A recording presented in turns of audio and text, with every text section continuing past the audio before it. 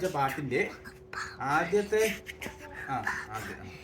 ആദ്യത്തെ വരിയുടെ രണ്ടാമത്തെ അനുപല്ലവിയുടെ മൂന്നാമത്തെ ചരണം പാടാം. എങ്ങനെ? സാധു എന്നെ കൈവിടാതെ നാഥനെന്നും മെഡോണയല്ല നാഥനെന്നും നടത്തിടുന്നു അങ്ങനെ അങ്ങനെ എന്നോട് പറഞ്ഞ സാധു എന്നെ കൈവിടാതെ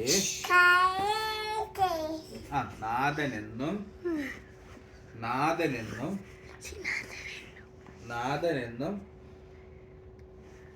അല്ലൂടാ നാഥനെന്നും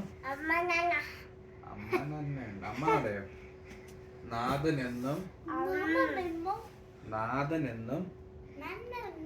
അല്ലടാ നാഥനെന്നും പോയാ നടത്തിടുന്നു